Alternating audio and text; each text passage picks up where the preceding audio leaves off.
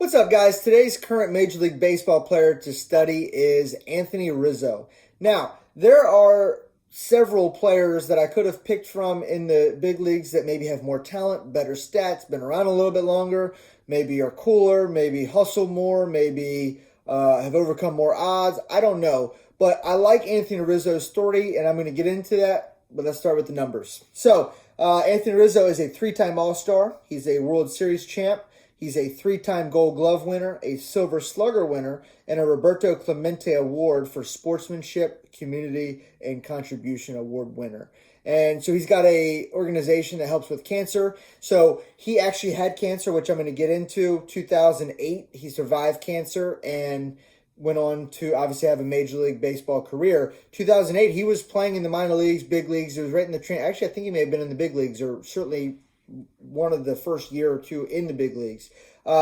So he had a lot going on, and then boom, life threw him cancer, and he beat it. And so that's why he's on this list, is to prove to you that no matter what happens, Altuve just showed you if you're too short, you can still make it. Anthony Rizzo is here to tell you that just because the universe says here's cancer doesn't mean that you can't still defeat that. You can't still defeat the odds.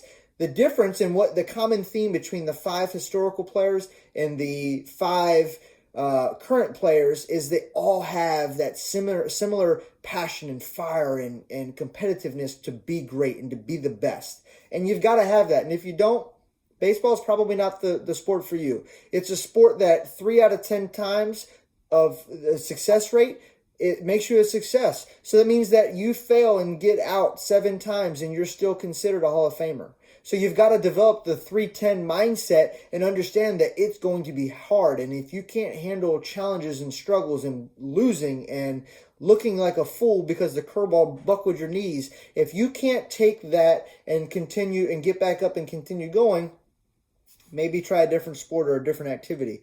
Baseball is really, really hard, which is why I love it. And it also translates to life very much because life is built on failures, and they don't necessarily teach you that in school, but to become successful, you don't avoid failing and making mistakes. You actually go through them. By avoiding failing and mistakes, you actually avoid becoming successful because you'll never have what it is that you want by not stepping out, risking, and losing sometimes. So that's why he's on this list. He's shows you that determination, that grit, and what that can do for you.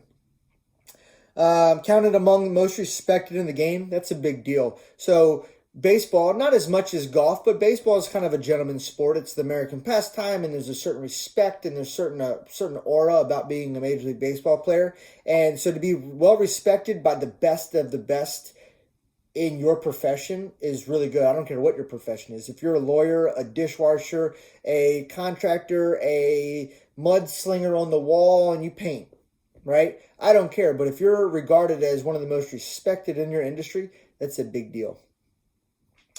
Started a foundation to benefit cancer research and families battling cancer. And that's all I had. So Anthony Rizzo, determination, heart. He's got it all.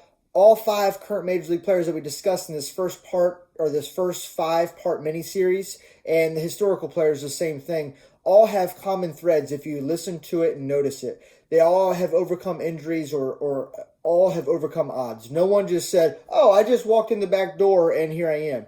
Cal Ripken Jr. is probably the closest because his dad was a Major League coach and understood the ins and outs, and he grew up around it. I get it. But even he overcame struggles and challenges. So it doesn't matter where you start. It doesn't matter what your family or home dynamic looks like right now.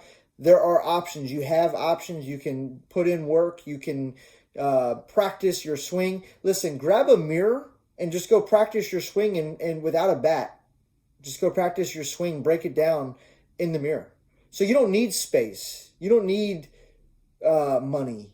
You need a dream. And you need to believe that you're capable of making that dream come true. And you'll figure out the money. You'll figure out the space.